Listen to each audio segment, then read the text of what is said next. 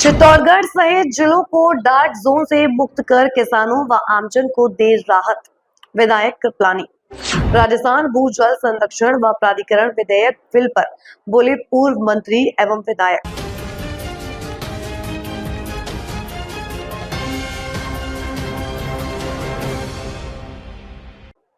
राजस्थान सरकार के 16वीं विधानसभा के मानसूत्र में बुधवार को पूर्व यूडीएच मंत्री एवं विधायक श्री चंद्र कृपलानी ने राजस्थान भूजल संरक्षण व प्राधिकरण विधेयक संशोधन बिल पर अपने विचार व्यक्त करते हुए चित्तौड़गढ़ सहित अन्य जिले जो पूर्व से ही डार्क जोन में शामिल हैं, उन्हें डार्क जोन की सूची से बाहर करने का आग्रह किया।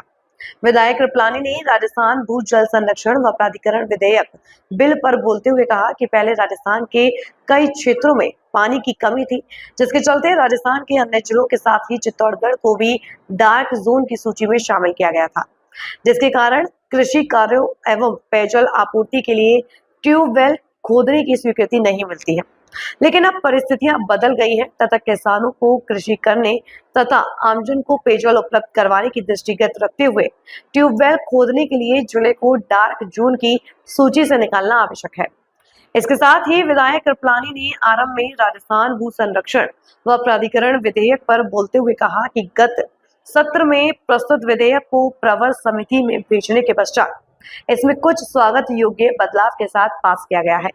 उन्होंने कहा कि पूर्व में प्रस्तुत बिल में विधायकों को शामिल नहीं किया गया था, लेकिन अब इसमें 2 विधायकों को सदस्य के रूप में शामिल किया गया है, जो स्वागत योग्य है। कृपलानी ने कहा कि राज्य सरकार द्वारा भूजल से जुड़ी समस्याओं को लेकर राजस्थान की 8.5 करोड़ आमजन की भावना के अनुरूप कार्य करने के लिए इस प्राधिकरण में संभाग स्तर से एक विधायक को सदस्य के रूप में शामिल करने का आग्रह किया। इसके साथ ही प्रवर समिति द्वारा प्राधिकरण के अध्यक्ष के रूप में शासन सचिव व अभियंता के स्थान पर अन्य राज्यों में संचालित प्राधिकरण के अनुसार यहां भी मंत्री को अध्यक्ष बनाया जाना चाहिए। विधायक कृपलानी ने इस बिल पर पहले भी चर्चा की गई थी। अब इस बिल के माध्यम से जल की मांग एवं आपूर्ति के मध्य संतुलन बनाने का प्रयास किया गया है। कृपलानी ने जल जीवन मिशन सहित अन्य योजनाओं का जिक्र करते हुए कहा कि अंतिम छोर तक पेयजल पहुंचाने के लिए बिजली विभाग की तर्ज पर अवैध नल कनेक्शनों पर कार्रवाई करना चाहिए।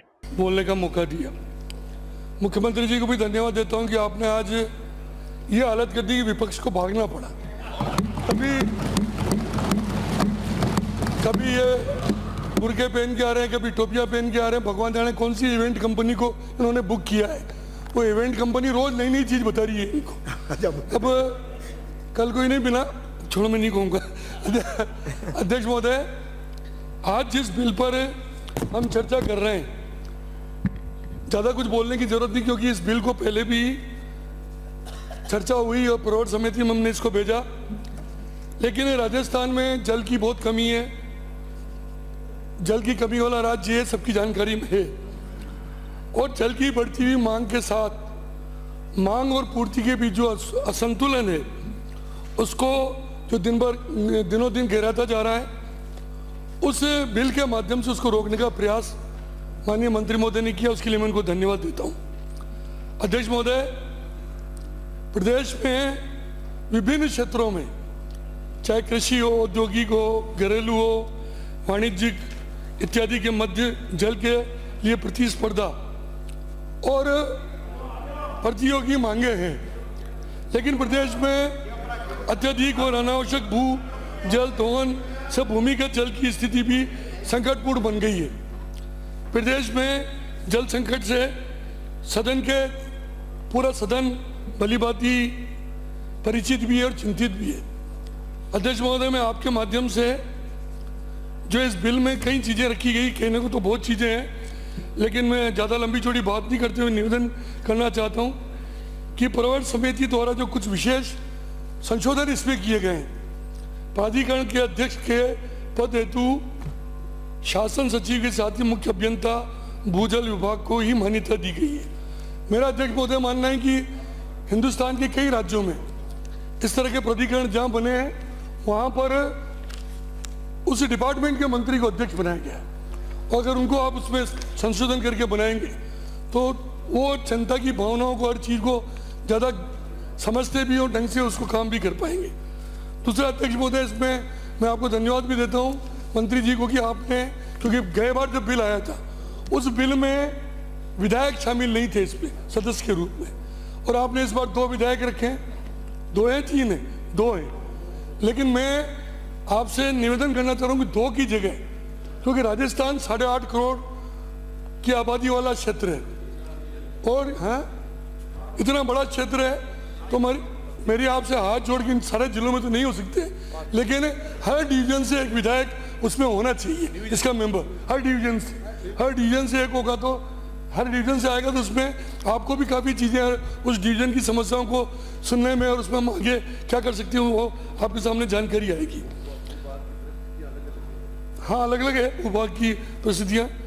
प्राधिकरण में भूजल दोहन की अनुज्ञा से कृषि, और सबसे बड़ा मैं धन्यवाद देता हूँ आपको कि आपने इसको कृषि से मुक्त रखा है, कि कृषि में ट्यूबवेल लगाना हो, कुछ भी करना हो, तो उसमें इसके एक बार सब तालियां बजा के इनको धन्यवाद दो कि किसानों के लिए जो आपने चिंता की है निश्चित रूप से। लेकिन साथ ही साथ पिछले दिनों जो राइजिंग राजस्थान हुआ था, और राइजिंग राजस्थान में जितने एमओयू हुए, पहले बड़ी इंडस्ट्रीज को, छोटी इंडस्ट्रीज को दिल्ली जाना पड़ता था एनओसी के लिए, अब इसमें प्रावधान है कि उनको यहीं से एनओसी आप दे देंगे, तो निश्चित रूप से राइजिंग राजस्थान का जो हमारा लक्ष्य है वो पूरा होगा, इसको कोई रोक नहीं सकता और हो भी रहा है। अध्यक्ष महोदय, मैं खाली 1-2 चीज़ और कहूँगा कि हमारा चित्तौड़गढ़ जिला है, उसी तरह राजस्थान में कई जिले ऐसे हैं जिनको कई वर्षों से डार्क जोन में। अब मेरे को समझ में नहीं आ रहा मंत्री महोदय की, एक तरफ तो हम कह रहे हैं कि हम एग्रीकल्चर में ट्यूबवेल लगाने की छूट दे रहे हैं, लेकिन जिलों में, जिन जिलों में डार्क जोन है, उन डार्क जोन में ट्यूबवेल लगाने के लिए परमिशन नहीं है। तो ये जो दोहरी चीज़ है अध्यक्ष महोदय, मैं आपके माध्यम से निवेदन करना चाहता हूँ, डार्क जोन को जहाँ क्योंकि पानी की अब कमी नहीं है राजस्थान में, हमारे ज़िले में भी पानी की कमी नहीं है, राजस्थान के कई ज़िले अभी डार्क जोन में, उसको डार्क जोन से मुक्त करें ताकि किसान उसमें ट्यूबवेल लगा सके और ट्यूबवेल लगा के उसकी खेती कर सके, और निश्चित रूप से पीने का पानी भी मिलेगा और खेती का पानी भी मिलेगा अगर डार्क जोन से मुक्त होगा।